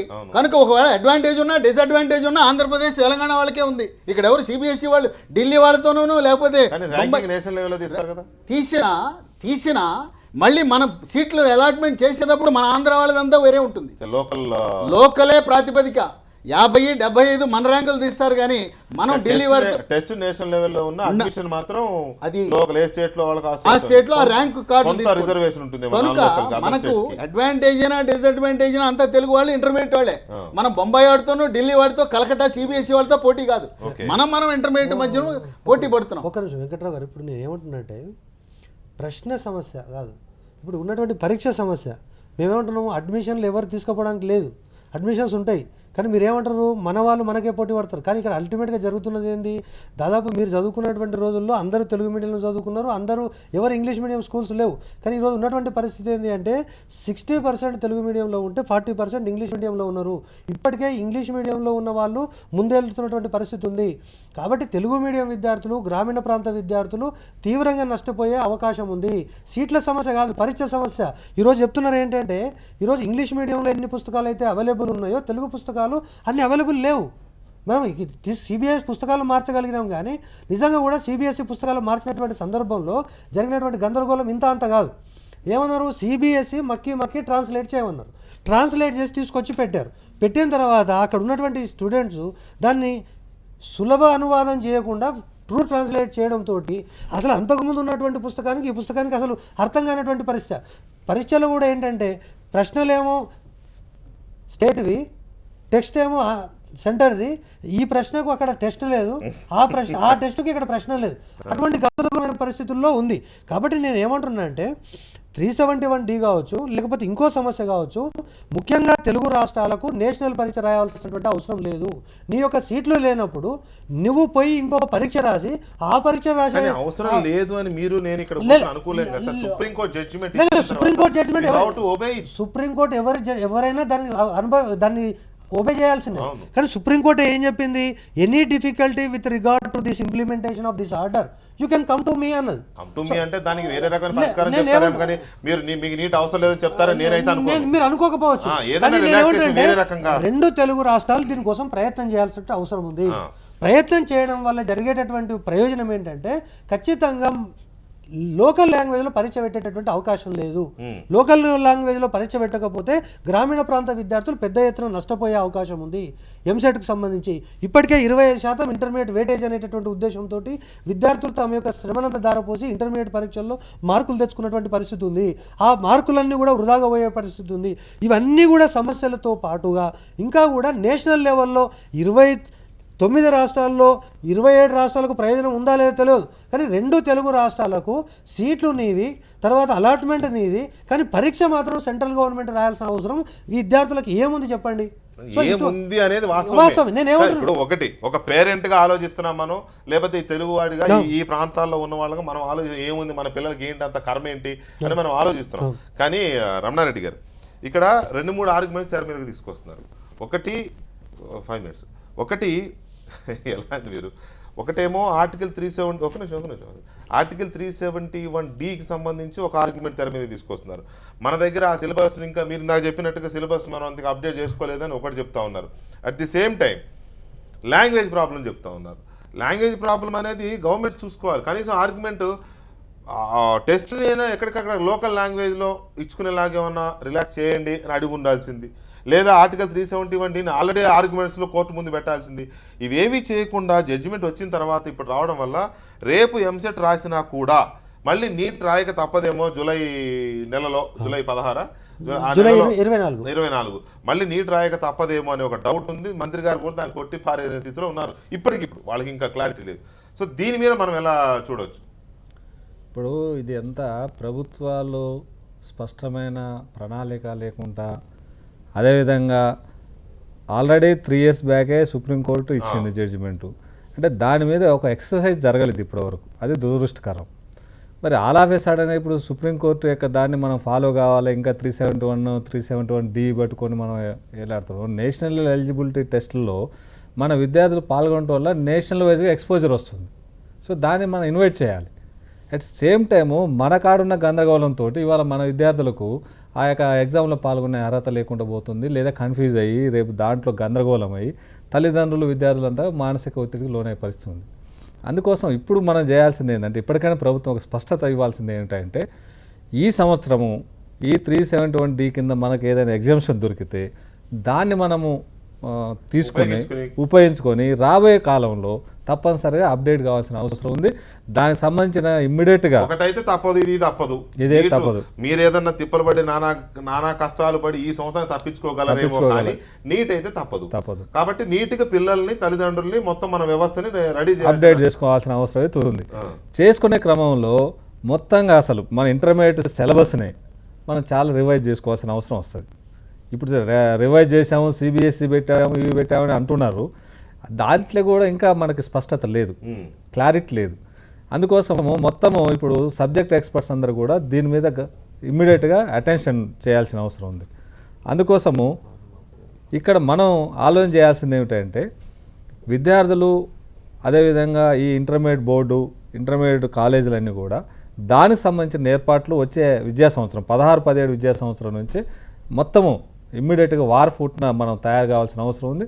అయినప్పుడు మాత్రమే ఒక సంవత్సరం ఎగ్జామ్షన్ దొరికిన. నాకు ఎందుకు అనిపిస్తుంది, మీరు మీ కాలేజీలో ఆల్రెడీ ఇప్పుడు ఇంటర్మీడియట్ సెకండ్ ఇయర్ చదివిన పిల్లలు బయటకు పంపించారు కదా, నీట్ రాయక తప్పదేమో అనిపిస్తుంది. సుప్రీంకోర్టు తీసుకున్న 5 జడ్జీల రాజ్యాంగ ధర్మాసనం, అది ఆమోదించక తప్పదు, ఆషామాషిగా జడ్జి ఇచ్చిన తీర్పు కాదండి ఇది. కాబట్టి మీరు మీ పిల్లలు ఎవరైతే మీ పిల్లలు ఇప్పుడు ఎంసెట్ రాపిస్తున్నారో మీ కాలేజీ నుంచి వెళ్ళిన వాళ్ళని మళ్ళీ ఒకసారి జూలై అంటే టైం ఉంది కదా, ఇంకా వాళ్ళని ఒక 4 రోజుల్లో ఏమో మళ్ళీ తరఫీ నీట్గా కూడా రెడీ చేస్తే పిల్లలు బాగుపడతారు. కానీ లేకపోతే మాత్రం ఇబ్బందిని పడే ప్రమాదం అయితే ఉన్నది. దాన్ని కొంచెం చూసుకుంటే బాగుంటుంది. మళ్ళీ దాంట్లోకి వస్తాను నేను. నరసింహారెడ్డి గారు, ఇక్కడ ఒకటి లాంగ్వేజ్ ప్రాబ్లం అయితే కనబడుతుంది. నీట్ అనేది ఇంగ్లీష్లో ఉంటుంది, మనకేమో మన ఎగ్జామ్స్ అన్నీ. నరసింహారెడ్డి గారు వింటున్నా, చెప్పండి. మనకి లోకల్ లాంగ్వేజ్లో ఉంటాయి. ఒకవేళ నీట్ తప్పనిసరి అనుకున్నప్పుడు ఈ లాంగ్వేజ్ ప్రాబ్లం ఎంతవరకు ఇబ్బంది పెడుతుంది పిల్లలు అనేది ఒకటి. రెండోది, మనం లోకల్ లాంగ్వేజ్లో పెట్టుకుంటాం, నీట్నే లోకల్ లాంగ్వేజ్లో పెట్టుకునే అవకాశం ఉంటుంది. అవకాశం అడిగితే ఏమైనా ఛాన్స్ ఉంటుందా? ఇక్కడ మన గ్రామీణ ప్రాంతాల నుంచి పిల్లలకి వాళ్ళకి అంటే కాంపిటీషన్కి వచ్చినప్పుడు ఏమవుతుందంటే, మనం నీట్ గురించి మాట్లాడకండి, ఎగ్జామ్ గురించి మాట్లాడదాము. ఎగ్జామ్లో ఏమవుతుంది, ఈ కాంపిటీషన్లో ఈ స్టూడెంట్స్ కొంచెం కన్ఫ్యూజ్ అవుతారు. అలానే ఇంగ్లీష్ ఉన్న వారికి అడ్వాంటేజెస్ తోటి తెలుగు మీడియం వారి పైన వాళ్ళకి డెఫినెట్గా ఎడ్జ్ ఉంటుంది, వాళ్ళకి బెటర్ ర్యాంక్స్ వస్తాయి. కాబట్టి దీంట్లో డెఫినెట్గా వీళ్ళకి నష్టం జరుగుతుంది. కానీ ఈ సుప్రీంకోర్టు జడ్జిమెంట్ ఏదో పైనుంచి బాంబు పట్టట్టు ఈ రోజు పడింది కాదు, ఇది లాస్ట్ 2-3 years నుంచి వాదనలు జరుగుతున్నాయి. అప్పటి నుంచి మనకు సుప్రీంకోర్టు నుంచి వాదించి మన అడ్వకేట్స్ మనకి సంకేతాలు ఇచ్చి మరి ఇలా జరగవచ్చు అని మన గవర్నమెంట్ ని మన స్టూడెంట్స్ మెంటల్ గా ప్రిపేర్ చేస్తుంటే ఒక రకంగా బాగుండేది. అదే లాస్ట్ 1 year నుంచి ఇక్కడ నుంచి నీట్ కంపల్సరీ కావచ్చు, కాబట్టి మనం కూడా అందరం ప్రిపేర్ అవ్వాలని చెప్పి వీళ్ళందరినీ గ్రామీణ ప్రాంతాల్లో ఉన్న పిల్లల్ని కూడా వీళ్ళు ట్రైన్ చేస్తుంటే బాగుండేది. కానీ ఫ్యూచర్ లో కూడా నీట్ అనేది తప్పదు, మనకు నీట్కి మనం కట్టుబడి ఉండాల్సిందే. అప్పుడు మన పిల్లలు కూడా ఆ లెవెల్కి తీసుకెళ్ళి అప్పుడు ప్రిపేర్ చేయాలి, మెంటల్గా వాళ్ళని ఎగ్జామినేషన్ ప్రిపేర్ చేయాలి. అది తప్ప టోటల్ గవర్నమెంట్ వాళ్ళ ఫెయిల్యూర్ తప్ప ఇది ఇంకో వేరేది ఏం లేదండి దీంట్లో. రైట్ వెంకటరావు గారు, నీట్ తప్పదు అని అనుకున్నప్పుడు ఏం చేయాలి? ఇప్పుడు మనకు హోప్స్ ఉన్నాయి కొన్ని. తల్లిదండ్రులకి పిల్లలకు నేను ఇచ్చే సూచన, జూలై 24వ తారీఖున మీరు నీటు రాయాలి అని ఇరు రాష్ట్రాలు తెలుగు రాష్ట్రాల్లో సిద్ధము కండి, సమాయత్తం కండి, చదువుకోండి. రేపు వెళ్ళొచ్చినాక మానేయద్దు. అయితే ఏదైతే ప్రైవేటు మెడికల్ కాలేజీల మేనేజ్మెంట్ పరీక్ష, అలాగే మైనారిటీ మేనేజ్మెంట్ పరీక్ష, ఈ డీమ్డ్ యూనివర్సిటీ పరీక్షలకు వ్యాలిడిటీ ఎంతవరకు వస్తుందో ప్రశ్నార్థకమే. కానీ గవర్నమెంట్ నిర్వహిస్తుంది కనుక పారదర్శకంగా అవినీతి రహితంగా నిర్వహిస్తున్నారు, వాటికి డోకా లేదు. అయినా ప్రతి ఒక్కరు కూడా సిద్ధం కండి. భాష గురించి జర్మనీ, జపాన్, రష్యా, చైనా లాంటి దేశాలలో వాళ్ళ భాషల్లో పుస్తకాలుండి చదువుకుంటున్నప్పుడు మన జిల్లా కలెక్టర్ కావాల్సిన ఐఏఎస్లు, ఐపీఎస్లు, ఐఆర్ఎస్లు వాళ్ళందరూ కూడా తెలుగు భాషలో సీసాట్ పరీక్ష రాస్తున్నప్పుడు అవన్నీ ఉటంకించి మన న్యాయవాదులు వాదిస్తే తప్పకుండా ప్రాంతీయ భాషల్లో పరీక్ష నిర్వహించడానికి కావలసిన వెసులుబాటు సుప్రీంకోర్టు తప్పకుండా ఇస్తుంది. ఆంధ్రప్రదేశ్ ఎంసెట్ కన్వీనర్ సాయిబాబు గారు లైన్ లో ఉన్నారు. సాయిబాబు గారు నమస్కారం అండి. నమస్తే సార్, చెప్పండి సార్. సార్ ఎంసెట్ కి సంబంధించి రేపు మీరేమో ప్రిపేర్ అయిపోయారు, రేపు చెప్పారు, ఇంతకుముందు మంత్రి గారు నాకు లైన్ లోకి వచ్చి చెప్పారు, గందరగోళమే లేదు, రేపు ఎంసెట్ నిర్వహిస్తున్నాము, పిల్లలు రాస్తున్నారని చెప్పారు. ఓకే, అందులో పెద్ద ఇబ్బంది లేదు, ఎంసెట్ రాస్తారు. కానీ నీట్ తప్పనిసరిని సుప్రీంకోర్టు జడ్జిమెంట్ చెప్పింది కదా, ఈ సంవత్సరం నుంచి అన్ని రాష్ట్రాలు నీట్నే ఫాలో అవ్వాలని చెప్పింది. సో ఈ పరిస్థితుల్లో రేపు రాసే ఎంసెట్కి మనం పరిగణలోకి తీసుకుంటామా అడ్మిషన్స్కి, లేక జూలై 24న రాయబోయే నీట్ ఉంది కదా, దానికి మళ్ళీ నీట్ ఈ పిల్లలు నీట్ కూడా రాయక తప్పదా అని ఒక డైలమా ఉంది. దీని మీద మీరు ఏమైనా క్లారిటీ ఇవ్వగలరా? అంటే ఏం లేదు సార్, ఇప్పుడు మనం ఏదైతే రేపు కండక్ట్ చేస్తున్నామో ఏపీ ఎంసెట్, అది మన స్టేట్ లోని కేటగిరీ ఏ కేటగిరీ సీట్లకు వర్తిస్తుంది. అంటే మన డెంటల్ కాలేజెస్ కానీ మెడికల్ కాలేజెస్ వర్తిస్తుంది. ఓకే, అదే కనుక వేరే స్టేట్ లో నాన్ లోకల్ కేటగిరీ కింద సీట్లు పొందాలనుకుంటే మన స్టేట్ వాళ్ళు ఆ నీట్ ఎగ్జామ్ రాయాల్సి ఉంటుంది. కాబట్టి ఎవరన్నా వేరే స్టేట్ కావాలంటే మన స్టేట్ ఎగ్జామ్ తో పాటు అది కూడా రాయాలి. లేదు నాకు అదర్ స్టేట్స్ లో వద్దు, నా స్టేట్ లోనే పెర్ఫార్మెన్స్ తోనే నాకు ర్యాంక్ వస్తుంది అనుకునే వాళ్ళు మన రేపు ఎంసెట్ తోటి సరిపోతుంది. ఒకవేళ సుప్రీంకోర్టు చెప్పిన దాని ప్రకారం అడ్మిషన్స్ ఇక్కడ జరగాలన్నా అదర్ స్టేట్స్లో జరగాలన్నా నీట్ అనేది కంపల్సరీ, మీరు కూడా నీట్ నిర్వహించాల్సిందని చెప్తే అప్పుడు మన వాళ్ళు నీట్ రాయక తప్పదు కదా? అంటే అట్లా కాదండి, అట్లా కాదు. ఈ స్టేజ్ లో కూడా నార్మల్ గా డైరెక్షన్ రాదని అనుకుంటున్నాను నేను. ఎందుకంటే ఫ్యాగంట్ లో ఏ రిఫార్మ్స్ చేసినా మనం దాదాపు అంటే 1 year ముందు స్టూడెంట్స్ కి చెప్పాలి. That sensitive exam and medical exam prepare కావాలంటే దానికి సపరేట్ ప్రిపరేషన్ ఉండాలి. But this case is pending in supreme court from 2013 కదా సార్, 2013 నుంచి జరుగుతుంది ఇది. అంటే ఇది చాలా సంవత్సరాలు ఇట్లానే అడుగుతా ఉంది, అది డిలే అవుతానే ఉంది దాన్ని. కాబట్టి ఇది కూడా ఒక సీరియస్నెస్ ఉంటే మన స్టూడెంట్స్ ముందు చెప్పాల్సింది మనం. మెయిన్ గా ఇందులో స్టూడెంట్స్ ఎఫెక్ట్ అవుతారు. కాబట్టి విద్యార్థుల భవిష్యత్తు దృష్ట్యా సో మనం కూడా అదే రిప్రజెంట్ చేయడం జరిగింది.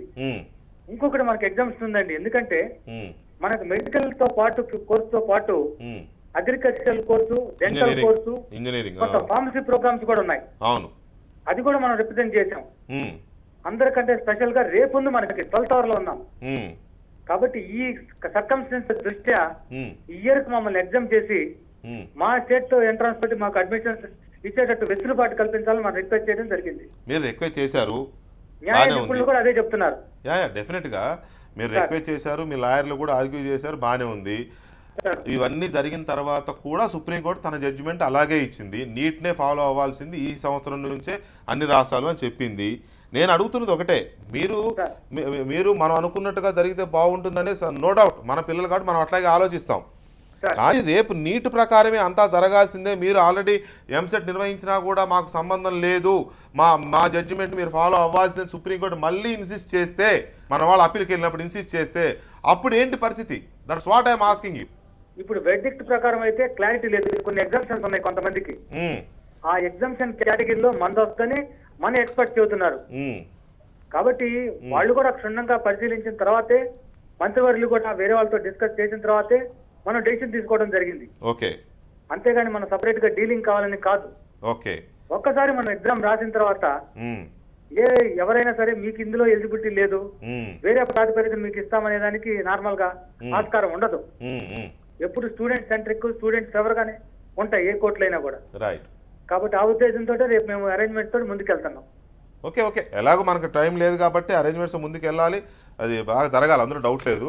వాట్ నెక్స్ట్ అనేది మన ముందున్న కర్తవ్యం. మనం ఈ సంవత్సరానికి తప్పించుకోగలమా, ఈ ఉపద్రవం నుంచి మన పిల్లల్ని తప్పించగలమా, లేక మళ్ళీ జూలై 24 జరగబోయే నీట్ కూడా రాయాల్సి ఉంటుందా, దాని ప్రకారమే మన పిల్లలకి సీట్లు వస్తాయా అనేది మన కళ్ళ ముందున్న ఒక పెద్ద డైలమా, గందరగోళం. అదేం జరుగుతుందో చూద్దాం sir. Thank you very much Saibabu గారు, థ్యాంక్ యూ వెరీ మచ్.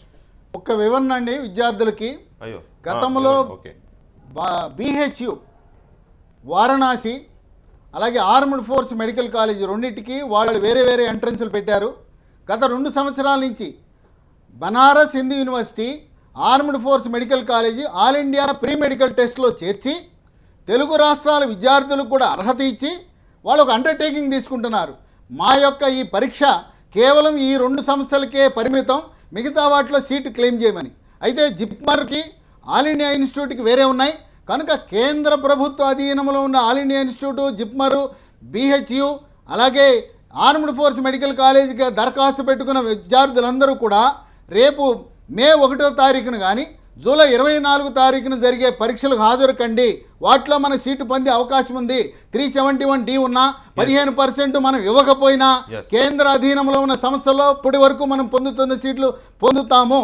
కనుక మే 1 అవకాశం ఉంటే రండి, లేదా జూలై 24న Banaras Hindu university, armed force medical college, all India institute of medical science, JIPMER వీటన్నిటికీ కూడా మనకు అర్హత ఉంది తెలుగు రాష్ట్రాల పిల్లలకు.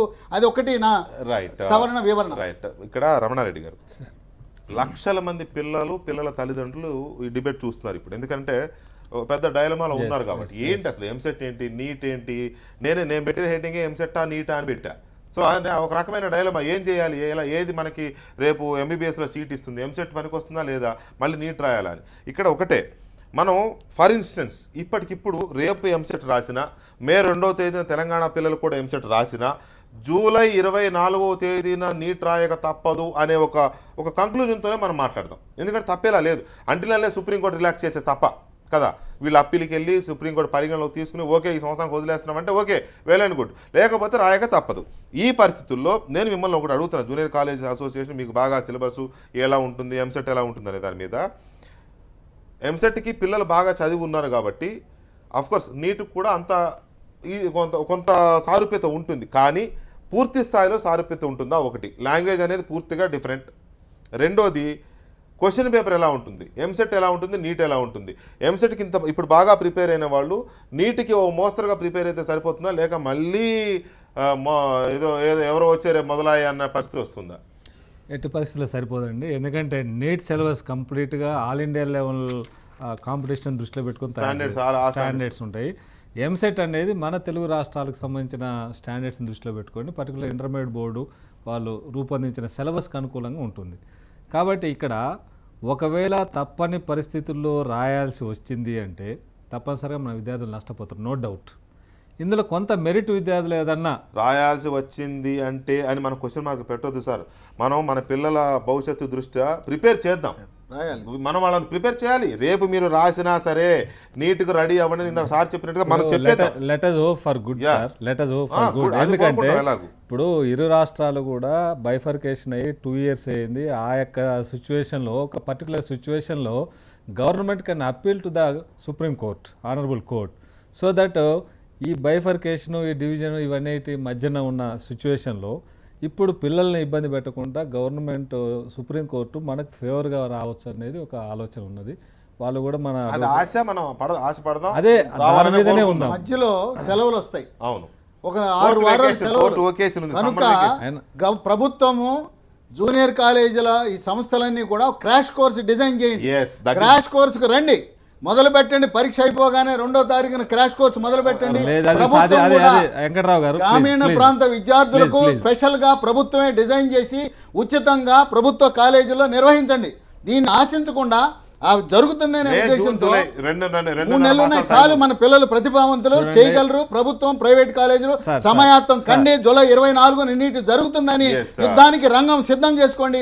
6 వారాల వెకేషన్ వాళ్ళు ఎప్పుడు జడ్జిమెంట్ ఇస్తారు? జూన్ నెలాఖరుకో జూలై 14వ తారీఖు ఇస్తారు కనుక దాని మీద ఆశించద్దు. ప్రభుత్వం తగు చర్యలు తీసుకోవాలి. ఇప్పుడు మీరు అనేది నేను ఒప్పుకుంటున్నా, ప్రిపరేషన్ చేయమని చెప్తున్నారు, కానీ ఇప్పటికే వాళ్ళు గత సంవత్సర కాలంగా ఈ ఎంసెట్ గురించి ఒత్తిడికి లోనయ్యి అనేక పరీక్షలకు తయారవుతూ మరలా అలాగే సడన్గా ఈ పరీక్షల్లో 2 నెలల తయారు కావటం అనేది ఎంత బర్డెన్ మీరు ఆలోచించారు. నిజమే సార్, నేషనల్ లెవెల్లో రమణారెడ్డి గారు మీరు అన్న దాంతో 100% ఏకీపిస్తాం. మేము పిల్లల్ని మరీ స్ట్రెస్ గురి చేయడం, అసలే ఎండలు విపరీతంగా ఉన్నాయి, మళ్ళీ చదవమడం అంటే అంతకంటే దుర్మార్గం, అంతకంటే అనాగరికం ఇంకోటి లేదు. కానీ ఏం చేస్తాం, సుప్రీంకోర్టు జడ్జిమెంట్ అలా ఉంది. మీరు అన్నట్టుగా మన వాళ్ళు అప్పీల్కి వెళ్ళినప్పుడు సుప్రీంకోర్టు కాస్త కరుణించి ఈ 1 సంవత్సరానికి రిలాక్స్ చేస్తున్నామంటే అంతకంటే హ్యాపీ జడ్జిమెంట్ ఇంకోటి లేదండి. లేదు, మాకు అందరూ ఒకటే, లా ఆఫ్ ల్యాండ్ అన్ని రాష్ట్రాలు ఒకటే, మాకు 29 రాష్ట్రాలు అని అన్నప్పుడు మాత్రం మీరు మీ కాలేజీలు కానీ గవర్నమెంట్ కానీ లేకపోతే స్పెషల్ కోచింగ్ సెంటర్లు ఉంటాయి కదా, ఎంసెట్ కోచింగ్ సెంటర్, వాళ్ళు కానీ మళ్ళీ రంగంలోకి దిగాల్సిందే.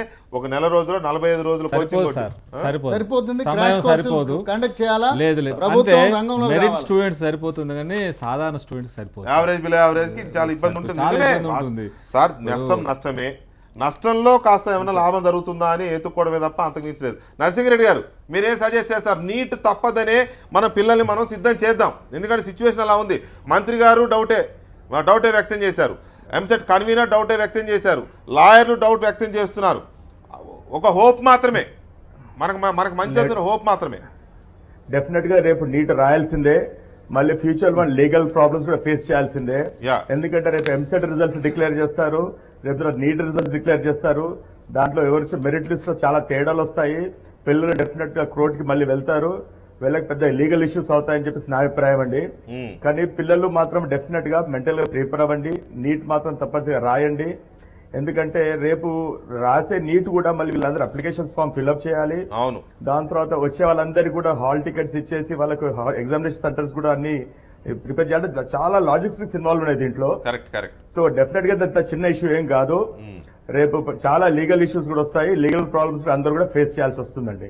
రైట్ నరసింహారెడ్డి గారు, thank you very much Narasimha Reddy గారు, రమణారెడ్డి గారు అండ్ డాక్టర్ వెంకటరావు గారు. ఇప్పుడు కీ విడుదల చేస్తారు, ఆ కీ విడుదల చేయడంలో తొందరపడకుండా కొన్ని రోజులు ఆగండి.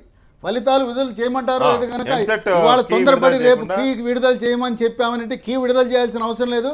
ఆ పిల్లల్ని అనవసరమైన గందరగోళానికి గురి చేయొద్దు. కీ విడుదల చేయకుండా ఆపండి, ఫలితాలు ఆపండి. సుప్రీంకోర్టు ఏం చెప్తారో విన్న తర్వాత వాళ్ళు కనుక అప్పుడు వద్దండి, కీ ప్రకటించాల్సిన అవసరం లేదు.